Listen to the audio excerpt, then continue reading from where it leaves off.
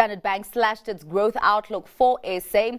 It forecasts an expansion of 0.9% for this year from the 1.3% expected back in March, and says this outlook remains sensitive to tariff developments. That commentary accompanied the release of the group's half-year results. Standard Bank benefited from robust franchise momentum during the period. It says that, along with active capital management, supported a 10% rise in interim headline earnings per share. The bank lifted its dividend by a similar margin.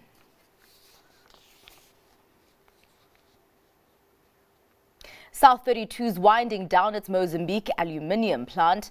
That's as it expects to place the asset on care and maintenance from March next year. The decision came after a fruitless attempt to negotiate a new power purchase agreement with Eskom, the Mozambican government, and Mozambique's leading hydropower group, HCB. The move puts over 5,000 employees' jobs on the line, and as many as 22,000 jobs are indirectly at risk of being lost. South 32 says it will cut back spending at Mosul, stop relining aluminium pots, and stand down related contractors. The company expects to take a $372 million impairment in its annual results, but says this won't hit underlying earnings. DRDGold is eyeing high annual profit. The bullion producer expects its headline earnings per share to increase by up to 74%. It says the strong profit outlook reflects a revenue boost from a 31% jump in the rand gold price and an improved operational performance, which helped offset a small rise in operating costs. Lower capital spending also helped. It will present those results next Wednesday.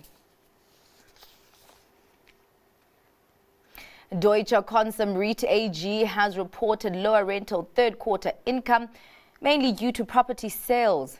The German real estate investor says rental income declined close to 11%.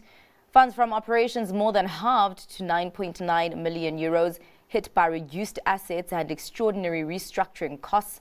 Deutsche Konsum says it cannot give an earnings forecast for the full year because of its ongoing restructuring. NUMSA's inked a 2-year wage deal with pharmaceutical sector employers. Workers will get a 5.5% pay hike from July, rising to 6% in January. Other gains include extending maternity leave from 4 to 6 months, with 75% pay for the first 4 months. NUMSA says the deal to be extended to non-party employers reflects its commitment to improving workers' lives.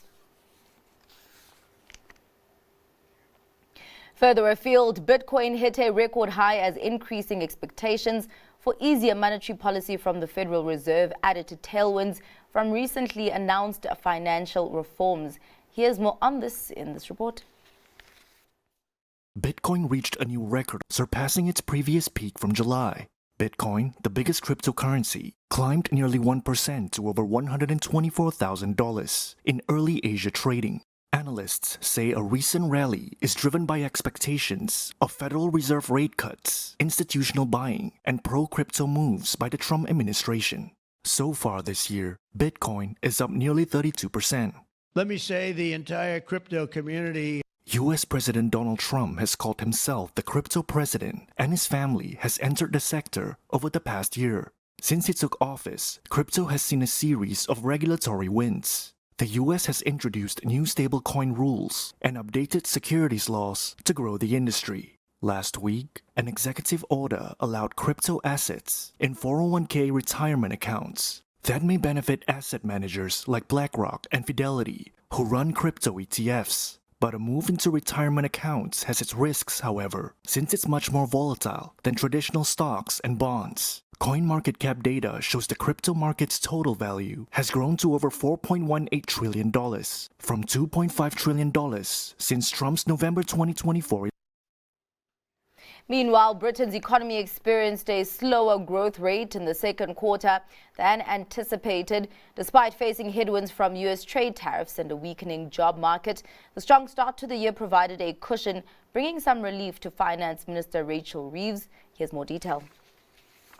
Britain's economy slowed by less than expected in the second quarter of 2025 after a strong start to the year. That's despite the shock of U.S. trade tariffs and a weaker jobs market. It offers some relief to Finance Minister Rachel Reeves in meeting her budget goals. Official figures published on Thursday showed gross domestic product grew 0.3% in the second quarter. That follows 0.7% in the first 3 months of the year.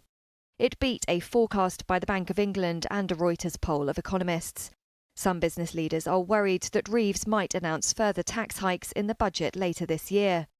Business investment dropped 4% in the second quarter. Reeves has been keen to highlight that British economic growth in the first quarter of the year was the fastest in the group of 7 large advanced economies.